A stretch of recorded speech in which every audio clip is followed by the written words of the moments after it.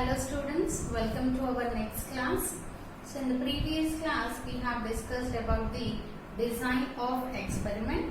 So what is the design of experiment? It deals with the planning, analysis, conducting and providing the interpretation for the controlled test which gives the factors which influence the parameter values.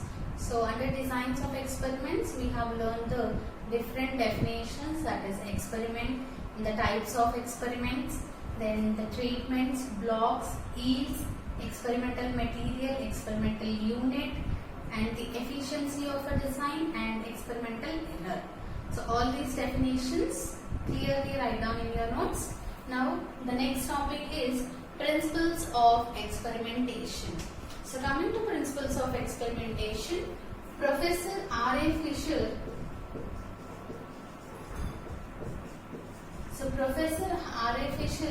he suggested some basic principles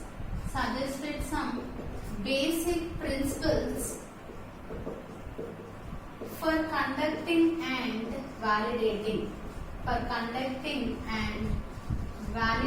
the experiment or the experimentation.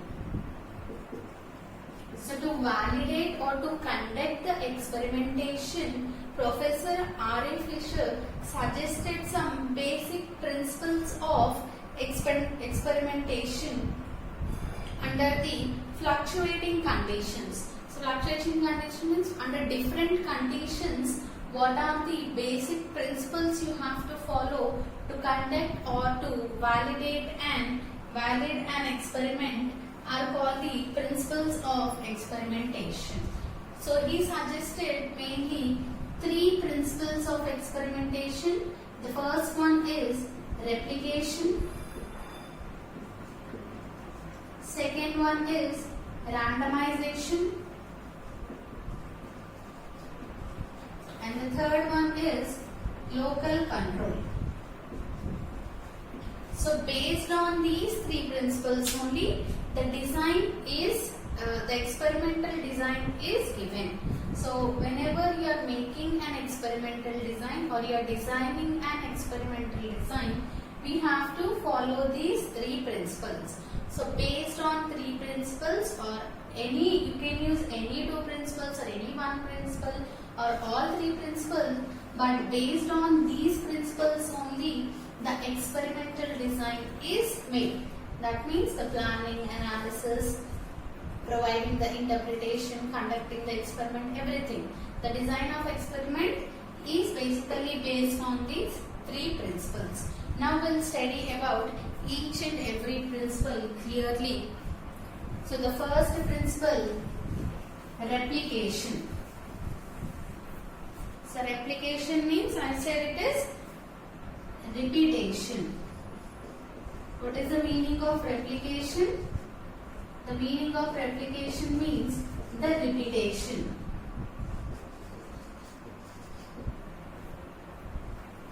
So the process of repeating the same treatment, the process of repeating the same treatment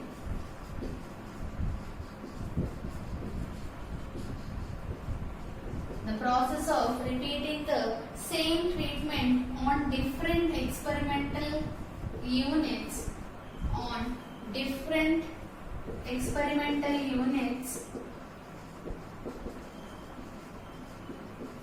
under similar conditions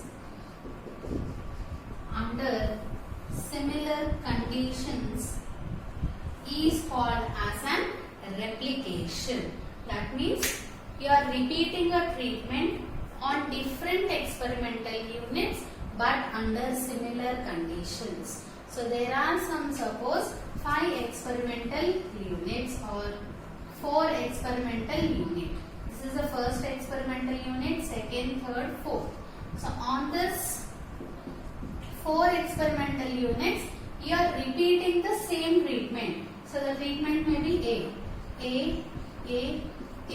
So you are repeating the same treatment on different experimental units under similar conditions. So for this first unit also, second unit also, you are under the same conditions. So under which conditions you have applied the treatment for the first experimental unit, for the second also you have to check for the same conditions. So that concept is called as a repetition. So it is concerned with the number of experimental units under study. So suppose the treatment is allocated, or suppose that the treatment is replicated R times. So treatment R times the treatment is replicated, that means R times the treatment is repeated to the experimental unit, then it is said to be replicated. So if you are, suppose that the treatment is allotted, that means here I am allotting one treatment, right? Here I am allotting the treatment. For this unit I am allotting the treatments. So how many times I am allotting? So if I am allotting R times, that means R times it is replicated. So how many times you are allotting the treatment? That many times the treatment is replicated. The standard error of it is given by sigma by.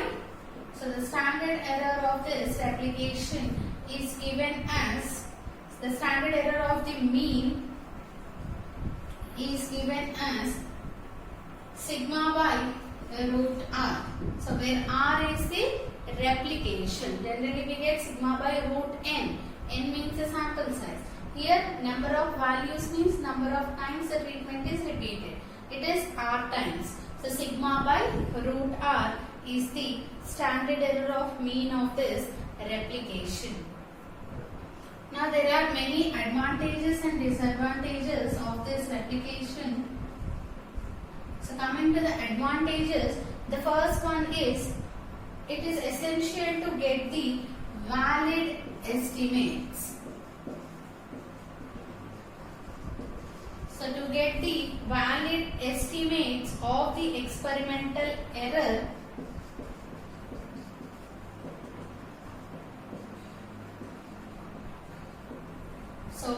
to get the valid estimates of the experimental error, this replication is very important. And next one is the large number of replication reduces the standard error. So large number of replications reduces standard error. So if you repeat the experiment more number of times, so as the number of times of replication increases, the standard error decreases. So standard error is decreasing means the precision is increasing. So here reducing the standard error means increasing of the precision of an experiment. So the less the variance, the more the precision, right? So that can be achieved through the more number of repetition of the treatment, that is replication.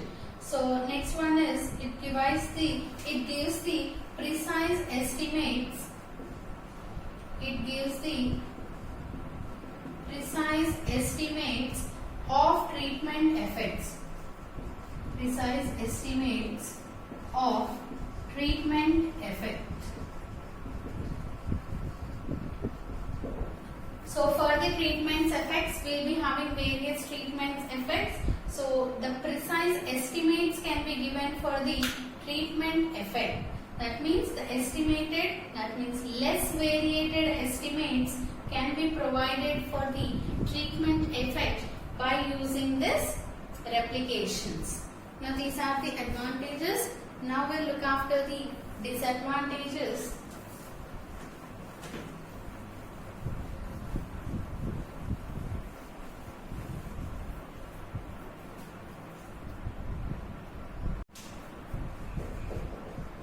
Disadvantages. So we said that the increase in the replication reduces the standard error, but always the replication cannot be increased infinitely. Replication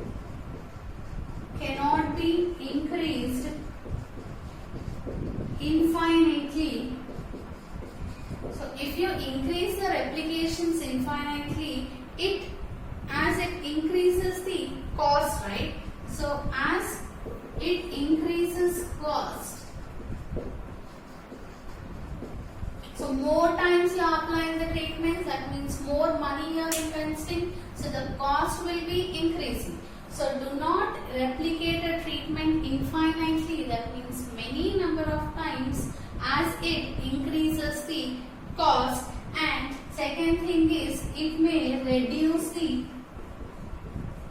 resources also. So if you are using the same treatment again and again, there will be a scarcity of that treatment. So that means it reduces that resources. So you cannot repeat an experiment infinitely, that it increases the cost or decreases the resources. And replication of treatments may sometimes subject to bias. So replication of treatment sometimes subject to bias means difference. So from one replication to another replication, the treatment values may be, or the treatment effect may be bias, that means different. So this is all about the replication. Now we'll move on to the second principle, that is randomization. So second principle of experimentation is randomization. So the very important one.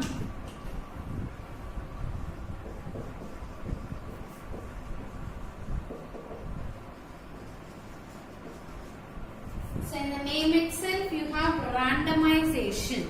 So randomization means the process in which the treatments are allocated randomly. The process in which treatments are allocated randomly to the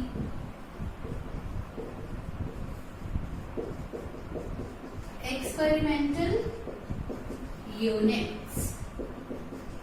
So this is your, suppose this is your plot. You have different experimental units and you have some treatments. So suppose you have some treatments A and B. So these are the different experimental units. So 9 experimental units are there. So where I am applying treatments randomly. Here I am applying A, and remaining part I am applying B. So I did not specify, or I did not go for any analysis, or based on any conditions I did not select these treatments.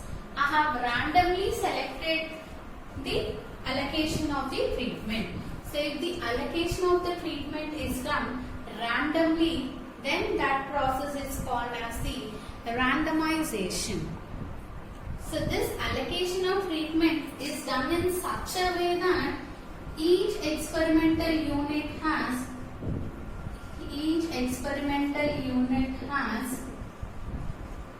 equal chance or equal probability of getting a treatment or allocating a treatment. So this is one experimental unit, right? So this is having, and this. All the 9 experimental units have the equal chance of getting allocated a treatment. So the treatment A can be allocated here. In the first block, the probability is same as the treatment A allocated in the third block.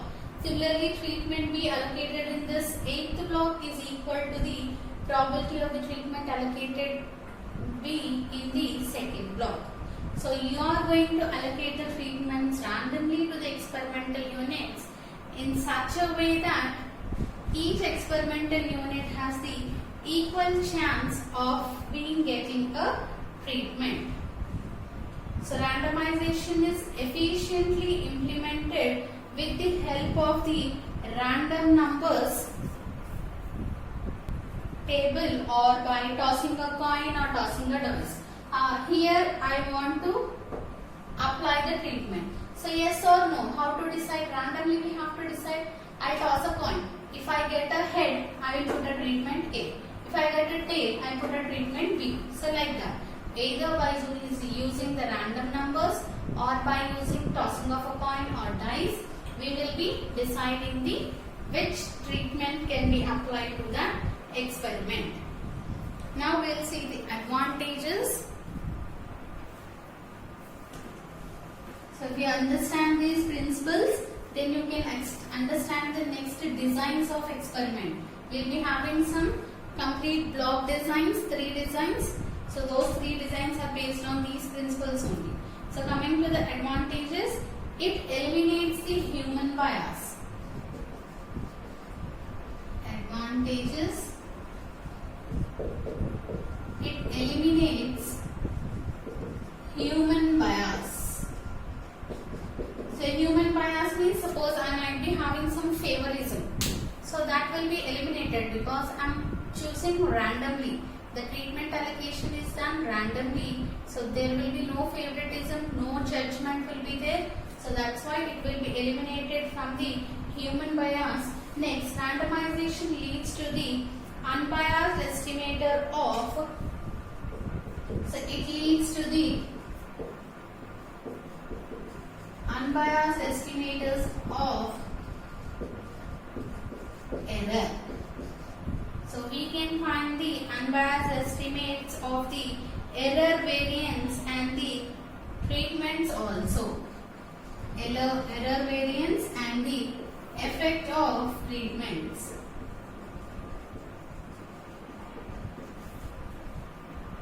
Next is randomization makes the experiment free from any systematic or the systematic effect. So this randomization makes the experiment free from any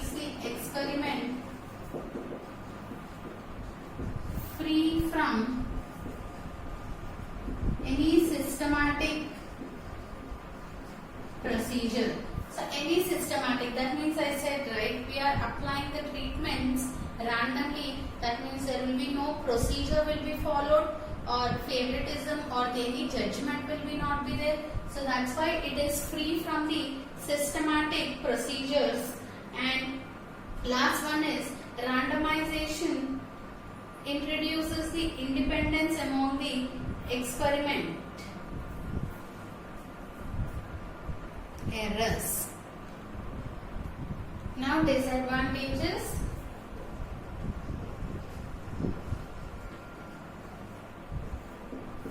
So now coming to the disadvantages. So well-trained persons are required for this. Well-trained or well-experienced persons are required. So because we are conducting a random experiment, randomization is used. So they will be using a random table. So the performance necessary to perform the technique of the randomization. So it leads for more expenditure. So well-trained persons, many persons are required and much of expenditure is required for this, well-trained for performing the randomization. And next one is if there exists large number of units. So large number of experimental units. That means the experimental units are very large. That means the number of experimental units is very big, not a small number. That is, sample size is big, we'll be saying like that. So number of experimental units is large, then performing this randomization will be difficult. That means that for that many units, suppose you have some 1000 units or 2000 units, the experimental units are very large, right? So applying that randomly will be a difficult one. So these are the main disadvantages of the randomization. Now next we will discuss the third and the last principle of experimentation, that is local control.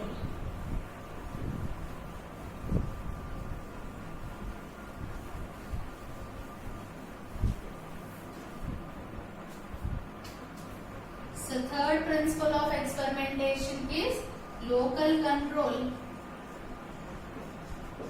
which is also known as error control. So local control or error control both are same. So the process of reducing the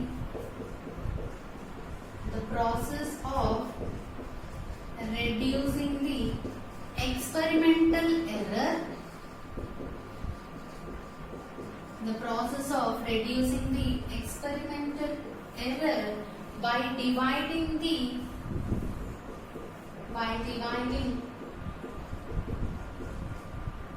heterogeneous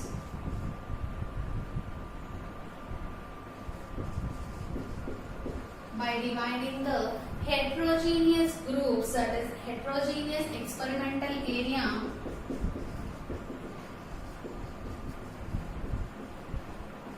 into the homogeneous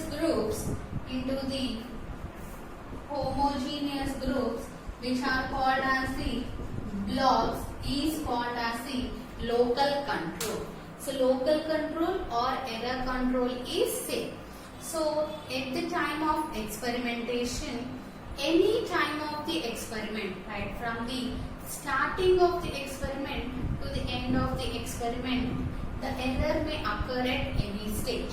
So to reduce that error, the concept of local control is used. So what is this local control? The process of reducing the experimental error. So in the experiment, we may be getting the error, right?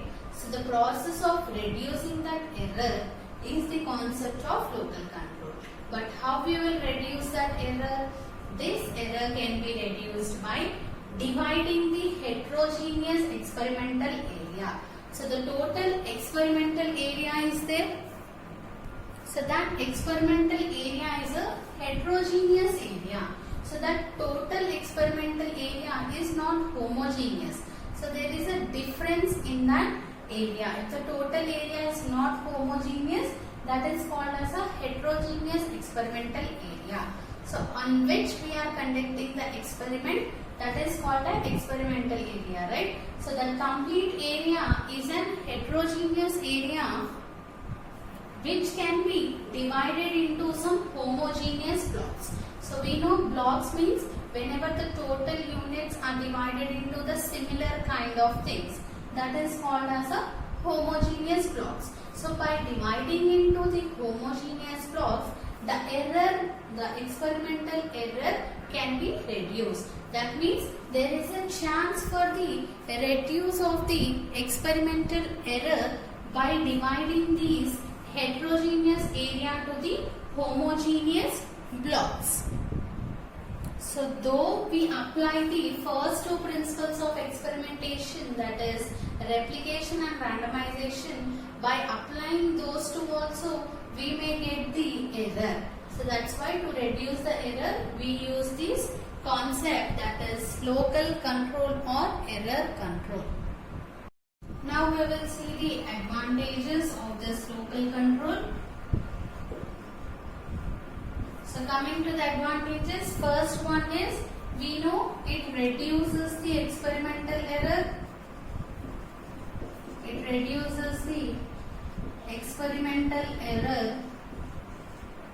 So the main concept is only reducing the experimental error. That is the main advantage of the local control. And the second one is it makes the design more efficient. It makes the design more efficient.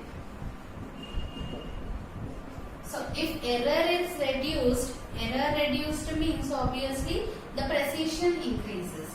So precision increases means the design will be more efficient. And next one is it makes any test of significance more sensitive and powerful. So it makes any test of significance more sensitive and powerful. More sensitive and powerful. So for test of significance only we are going to make a design, right? We are going to test something. So under the test of significance, if you apply the local control, our test of significance will be more powerful. And the next one is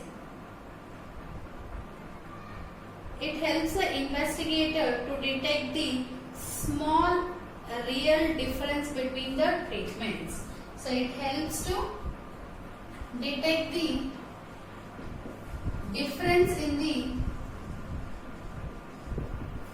treatments or the experimental treatments. So for the experimenter, it is important to know where is the difference, where the difference is occurring. So it helps the experimenter to detect the difference in the treatment. That means how treatment is affecting the different experimental units. Now we will see the disadvantages.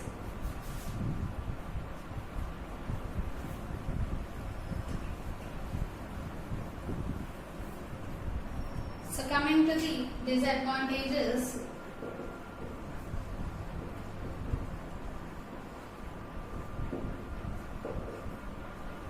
the first disadvantage is soil fertility.